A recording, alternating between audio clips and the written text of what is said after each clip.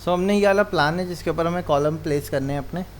Column place करने के लिए हमें कॉलम जो स्टैंडर्ड साइज़ है उनके पता होने चाहिए, जो कि मैंने आपको पहले भी लिखवा चुका हूँ। ठीक है।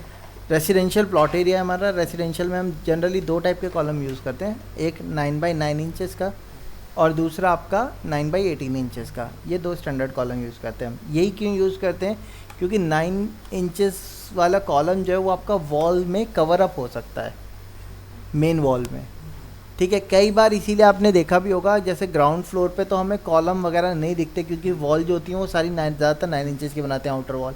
लेकिन जब हम फर्स्ट फ्लोर पे जाते हैं या सेकंड फ्लोर पे जाते हैं तो ऊपर कॉर्नर में हमें एल टाइप की प्रोफाइल बाहर निकली हुई दिखती है। वो इसलिए दिखती है क्योंकि कॉलम तो हमारा वही 9 बाई 9 का है, लेकिन वॉल ऊपर की क्या हो गई, चेंज हो गई। वो कितने की हो गई अब? 4.5 इंची की हो गई। जिस वजह से क्या हुआ हमारा, उस रीज़न की वजह से क्या हो गया, कॉलम का एल कॉर्नर हमें क्या हो गया, बाहर निकलता हुआ दिखने लगा। यहाँ तो नहीं दिख रहे हैं हमें। हाँ, फ्लैट्स वगैरह में हमें जनरली देखने को मिल जाते हैं कॉर्नर पे। ठीक है। इसी वजह से हम लोग कोशिश क्या करते हैं कि 9 बाई 9 का या 9 बाई 18 का कॉलम दें। उससे ज़्यादा थिक कॉलम देंगे, एक वैल्यू 9 पे रेस्ट्रिक्ट रखते हैं। उससे ज़्यादा थिक देंगे तो वो सारी वॉल से बाहर निकलता हुआ हमें दिखेगा ही दिखेगा। हाँ, जब हाई राइज बिल्डिंग की बात करते हैं हम, जैसे कि 10 स्टोरी बिल्डिंग की बात कर रहे हैं, तो वहाँ पे कॉलम साइज़ बड़े होंगे ही होंगे, ऑब्वियसली वो फिर बाहर निकलेंगे ही निकलेंगे हमारे। तो उसकी बात अभी हम नहीं कर रहे हैं। अभी हम रेसिडेंशियल का लेके चल रहे हैं, तो 9 बाई 18 का कॉलम मैं लेके चलूँगा। और जहाँ पे पास डिस्टेंस पड़ेगा वहाँ पे हम 9 बाई 9 का कॉलम भी देंगे। अच्छा, अब अगर मैं 9 बाई 9 का कॉलम यहाँ देता हूँ तो दूसरा कॉलम मुझे यहाँ देना पड़ेगा, क्योंकि दोनों के बीच का डिस्टेंस 11 फीट है। अगर मैं 9 बाई 9 का कॉलम दूंगा तो एक तो यहाँ देना पड़ेगा, दूसरा यहाँ देना पड़ेगा, और तीसरा फिर इधर भी देना पड़ेगा। इसलिए मैं कोशिश करता हूँ 9 बाई, अगर आपको इस टाइप की बिल्डिंग बनानी है, जैसे मॉडर्न हाउस से स्ट्रक्चर से रिलेटेड बनानी है, या आपको कल को ऊपर की प्लानिंग स्ट्रक्चर को आप चाहते हो बदल भी सको, तो उसमें आप बेटर रहेगा कि कोशिश करो कि कॉलम बड़े दो। क्योंकि अगर आपने कॉलम साइज़ छोटे दिए और उनको अरेंज कर लिया तो गैपिंग जो होगी वो फिक्स्ड हो जाएगी। फिर ऊपर आप जैसे कि मान लो कल को आप हॉल बनाना चाहते हो या कोई स्ट्रक्चर चेंज करना चाहते हो, आपको बहुत प्रॉब्लम होगी, फिर बीच में कॉलम आपके बीच बीच में आएंगे। इसीलिए कोशिश हम क्या करेंगे कि 9 बाई 18 के कॉलम दिए जाएँ। तो 9 बाई 18 का अगर मैं कॉलम देता हूँ तो एक कॉलम इधर आएगा, दूसरा कॉलम एंड पे जाएगा। दोनों के बीच का गैप कितना है? 17 फीट दिखा रहा है। 9 बाई 18 का कॉलम इस गैप को सस्टेन कर लेगा। अब कॉलम देने के लिए हमें क्या करना होगा, पहले लेयर बनानी होगी। तो एल एंटर किया, न्यू लेयर पे गए। कॉलम की वर्किंग जो होती है वो सिविल फील्ड के अंदर आती है। तो सी लिखा, डैश लिखे, हमने अपनी सर्विस बताई, कौन सी सर्विस दे रहे हैं हम, स्ट्रक्चर की। फिर डैश करके हमने साइज़ लिखा, जो साइज़ है वो क्या चीज़ देने जा रहे हैं हम, कॉलम। ओ,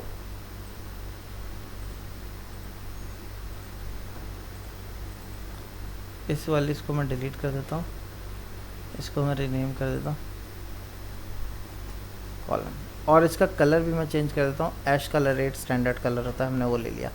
अब जिस लेयर को हमने पिक किया उसको डबल क्लिक करके एक्टिव कर दिया। एक्टिव करने के बाद यहाँ से मैंने कट कर दिया।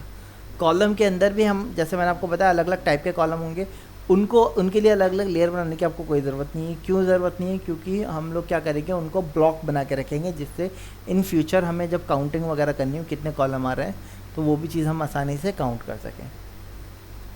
तो मैंने क्या किया, यहाँ पे एक रेक्टेंगल लिया, फर्स्ट पॉइंट दिया, डी एंटर किया, 9 बाई 18 का एक कॉलम बना दिया। इसके अंदर हमने हैच कर दिया। हैच कैसा करना है, यहाँ से टी एंटर किया मैंने, पैटर्न पे यहाँ पे गए, कंक्रीट सेलेक्ट किया हमने, यहाँ से एआर कंक्रीट ओके किया, ऐड पिक पॉइंट पे गए, पिक पॉइंट यहाँ दिया,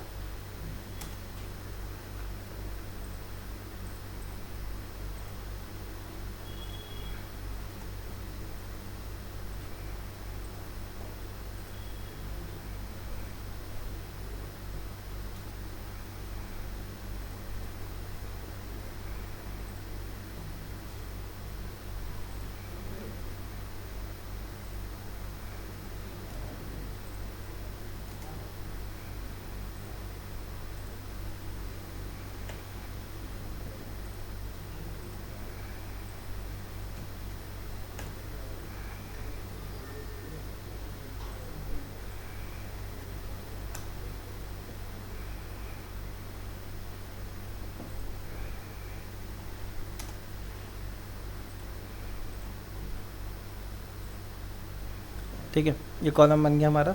इसको मैंने क्या किया, ब्लॉक बनाया, इसको नाम दिया C1 और पिक पॉइंट मैंने इसका सेंटर पॉइंट दे दिया, ओके कर दिया।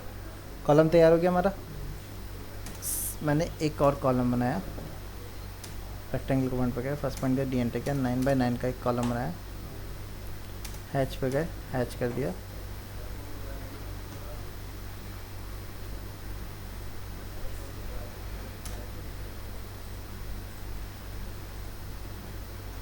इसको ब्लॉक बना दिया, नाम दे दिया C2 कॉलम।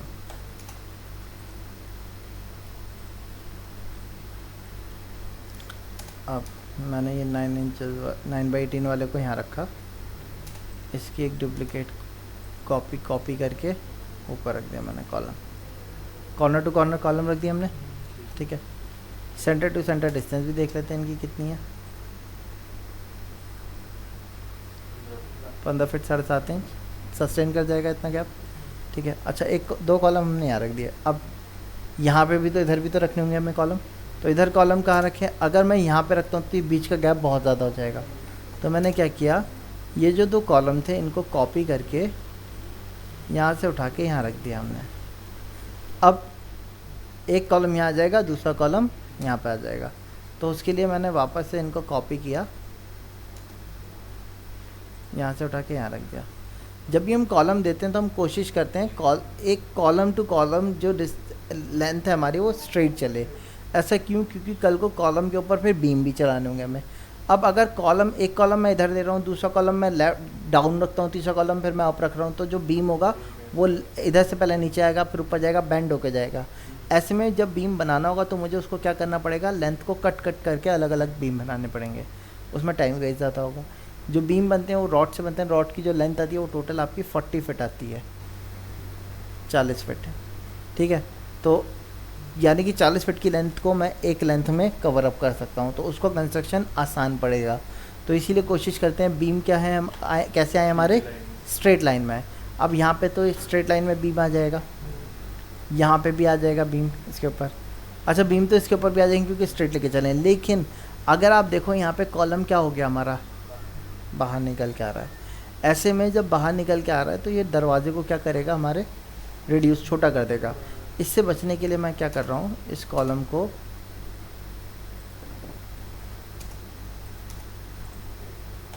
मैंने रोटेट किया और यहाँ से उठा के यहाँ रख दिया। हम कोशिश तो ये करते हैं कॉलम सेंटर, हर एक कॉलम के सेंटर एक ही लाइन से पास हो, लेकिन कई बार ऐसा करना पॉसिबल नहीं होता कंडीशंस की वजह से। जैसे कि अब अगर मैं इसके रेस्पेक्ट में इसको रोटेट करूँगा तो ये वाला कॉलम सेंटर टू सेंटर से आउट हो जाएगा, तो कोई ना कोई एक कॉलम तो हमेशा आउट रहेगा ही रहेगा। सो इसलिए ज़्यादा बेटर रहता है कि आपको सिमेट्री के हिसाब से देखो, जो आपको बेटर लगेगा उसके हिसाब से आप अरेंज कर लो। अब इसके ऊपर बीम आएगा, यहाँ से कवर अप हो जाएगा। इसके ऊपर बीम जो होगा वो, हाँ, जब भी आप कॉलम बनाओ तो आप एक चीज़ याद रखना, जो बीम आ रहा है वो पूरा कॉलम के ऊपर रेस्ट होना चाहिए। अब इसके ऊपर जो बीम चलेगा वो 9 इंचेस की विड्थ होगी और 12 इंचेस की डेप्थ होगी। तो जो बीम को रेस्ट करने के लिए स्पेस चाहिए वो 9 इंचेस का चाहिए। तो यहाँ से 4.5 इंचेस इधर, 4.5 इंचेस इधर रेस्ट कर जाएगा। ठीक है, लेकिन अगर यही चीज़ मैं ऐसे करूँ कि ये वाले कॉलम को मैं इसको यहाँ पे रखता हूँ, तो ऐसे में क्या होगा, अगर बीम आएगा तो मिडिल पॉइंट इसका ये देख रहे हो आप, आधा हैंग रहेगा, आधा उसके ऊपर सस्पेंड रहेगा। ठीक है, तो इसलिए ज़्यादा बेटर ये रहेगा कि कॉलम बीम जो है वो पूरा कॉलम के ऊपर रेस्ट करना चाहिए। ठीक है, अच्छा, अब इसी सिमिलर मैनर में इसी कॉलम को हम क्या करते हैं, सेलेक्ट करके यहाँ से उठा के यहाँ रख देते हैं। ठीक है, अब ये रास्ते को तो ये भी कवर अप कर रहा है या नहीं कर रहा है ना?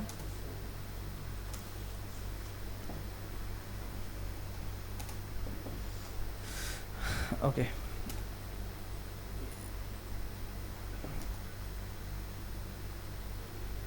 तीन फीट 6 इंच का है। अगर मैं इस कॉलम को ऊपर करता हूँ तो ये वाला कॉलम भी ऊपर शिफ्ट होगा, ये इससे ऊपर जा नहीं पाएगा, जा पाएगा क्या? नहीं। तो इसलिए ज़्यादा बेटर ये रहेगा कि ये जो गैप है ये कितना है आपका, 4.5 इंच का गैप है। अगर ये वॉल थोड़ी सी 4.5 इंच नीचे खिसक जाए तो उससे हमें यहाँ पे प्लानिंग में कोई प्रॉब्लम आएगी? भाई डोर को थोड़ा सा इधर राइट साइड खिसका देंगे, कोई ऐसा मेजर प्रॉब्लम तो इशू तो है नहीं। तो ये छोटे मोटे चेंजेस किए जा सकते हैं, लेकिन as a civil engineer changes नहीं करेगा। वो क्या करेगा, इस पर कमेंट करके वापस से आर्किटेक्ट को ये फाइल फॉरवर्ड करेगा, फिर आर्किटेक्ट उसके प्लानिंग के हिसाब से चेक करेगा क्या वो चेंजेस अप्रूव करने वाले हैं या नहीं है। अगर होंगे तो फिर वो क्या करेगा, इसको वॉल को आगे पीछे मूव कर देगा। अदरवाइज़ फिर क्या होगा, लास्ट सॉल्यूशन ये रहेगा, कॉलम को थोड़ा सा पीछे लगाया जाए, इसका बीम अलग से डाला जाए टेपर पे। वो अच्छा नहीं लगेगा आपको, बीम एक स्ट्रेट लाइन में ड्रॉप आ रहा है तो आप उसको डिज़ाइन एलिमेंट में कन्वर्ट कर पाओगे, लेकिन कोई अगर टेपर प्रोफाइल पे चला गया बीम तो उसको डिज़ाइन एलिमेंट में कन्वर्ट करने में हमें बहुत प्रॉब्लम रहती हैं। ठीक है, अच्छा आप चाहो तो इस बीम को भी, इस कॉलम को भी इधर की तरफ बेंड कर सकते हो, लेकिन फिर उसमें क्या होगा, ये इसके 4.5 इंचेस इसके कॉर्नर से बाहर आ जाएगा। तो ज़्यादा बेटर रहेगा कि वॉल में कवर अप कर दें, वो ज़्यादा सूटेबल कंडीशन रहेगी प्लानिंग के हिसाब से। स्ट्रक्चर के हिसाब से इसको स्ट्रेट होना चाहिए था, लेकिन प्लानिंग के हिसाब से वर्टिकल ज़्यादा बेस्ट अप्रोच रहेगी। ठीक है, अच्छा इन कॉलम्स को आप चाहो तो हॉरिजॉन्टल रख सकते हो, जैसे हमने अभी वर्टिकल रखा है। आप चाहो तो इन कॉलम्स को मैंने सबको डिलीट कर दिया,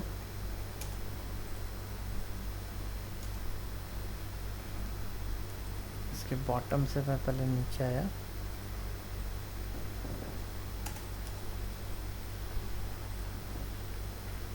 ठीक है। और यहाँ पे अब ये रास्ता है मेरा आने जाने का 7 फीट का। अगर मुझे पूरा 7 फीट का डोर चाहिए तो जाहिर सी बात है फिर मुझे क्या करना पड़ेगा, ये वाले कॉलम को पीछे खिसकाना पड़ेगा।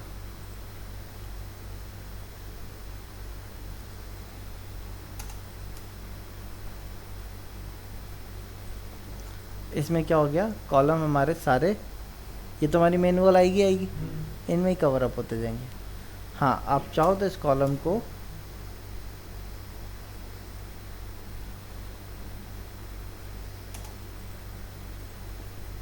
लेफ़्ट राइट में मिडिल पे रख सकते हो, तब भी वो आपके पूरा रेस्ट कर जाएगा। ठीक है, अच्छा अब बीम यहाँ से पूरा सीधे तक जाएगा या नहीं, तो मैंने इन दोनों को नीचे वालों को कॉपी करके ऊपर रख दिया। अब इसका बीम तो इसके ऊपर चला जाएगा, ये वाला बीम भी इसके ऊपर चला जाएगा, ये वाला बीम इसके ऊपर नहीं जा सकता क्योंकि ये हमारा प्लॉट एरिया नहीं है। तो इसका कॉलम किधर आना चाहिए, कॉर्नर पे। ये जो गैप है, ये गैप कितना है यहाँ से यहाँ तक, 9 फीट का गैप है। अगर ये खाली एक फ्लोर की बिल्डिंग होती, यानी कि जैसे टेरेस ऊपर दे देते हम, बालकनी वगैरह देते, तो यहाँ पे हमें कॉलम देने की ज़रूरत नहीं थी, एक कैंटिलीवर बीम डाल देते और उन दोनों को मिला देते। लेकिन क्योंकि ऐसी ही 4 स्टोरी की बिल्डिंग बननी है हमारी, तो इसके लिए लोड इस कॉर्नर पे क्या होगा, ज़्यादा आ जाएगा। इसलिए मुझे यहाँ पे एक छोटा कॉलम डालना पड़ेगा। छोटा क्यों डाल रहा हूँ, बड़ा क्यों नहीं डाल रहा, क्योंकि गैप क्या है, कम है, इस वजह से। तो 9 बाय 9 का कॉलम डाल दिया। अब इसका बीम यहाँ आएगा, यहाँ से इसका बीम जा रहा होगा। अगर इसका बीम आएगा तो वो इस बीम के ऊपर क्या करेगा, ओवरलैप करेगा। अब इस टाइप की हम कहते हैं सेकेंडरी बीम, तो यहाँ से एक सेकेंडरी बीम इससे अटैच हो जाएगा। लेकिन यहीं अगर 10 स्टोरी की बिल्डिंग अगर मुझे बनानी होती कॉलम बीम के ऊपर, तो मैं क्या करता, यहाँ जॉइंट पे भी एक कॉलम सपोर्ट के लिए देता। तो वही बात है कि अगर ज़्यादा स्टोरी की बनानी है, 6 से 7 स्टोरी की बनानी है, तो यहाँ पे भी कॉलम देना पड़ेगा, सेकेंडरी सपोर्ट से काम नहीं चलेगा। अगर खाली ग्राउंड और फर्स्ट फ्लोर बनानी होती तो ये वाला कॉलम देने की ज़रूरत नहीं थी। लेकिन अगर 4 to 5 स्टोरी की बनानी तो इधर कॉलम देना, ये वाले कॉलम देने की ज़रूरत नहीं है। ठीक है, तो इस तरीके से हम कॉलम अरेंज करते हैं। अब जैसे हमने इसके ऊपर अरेंज करें हैं, सिमिलर मैनर में आप इसके राइट साइड की तरफ कॉलम अरेंज करेंगे। ये वाला जो प्लॉट है इसकी ड्राइंग नहीं है, तो मैं ड्राइंग अभी ग्रुप में शेयर कर देता हूँ। ड्राइंग वैसे मैं दिखा देता हूँ कौन सी ड्राइंग की बात कर रहा हूँ मैं। ये आप लोगों ने बनाया होगा, ये वाला स्ट्रक्चर है आपका, मैं ग्रुप में दे दूँगा अभी। अगर आप पे ये प्लान नहीं बन पा रहा है तो आपने प्लान पहले तो बना रखे हैं, उन प्लान के ऊपर आपको जिस मैनर से मैंने कॉलम्स को कनेक्ट किया है, अरेंज किया है, उसी तरीके से आपको लोगों को भी कॉलम्स अरेंज करके लेके आने उसके ऊपर।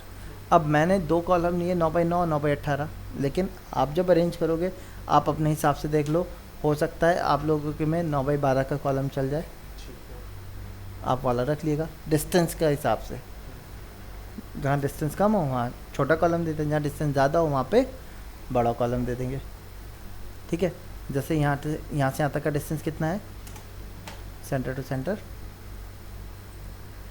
12 फीट है, तो 12 फीट के लिए हम 9x12 का कॉलम दे सकते हैं या नहीं दे सकते, है ना। तो यानी कि ये वाला कॉलम हम 9x12 का भी रख सकते हैं। ठीक है, तो वो चीज़ आपके लोगों के ऊपर डिपेंड है।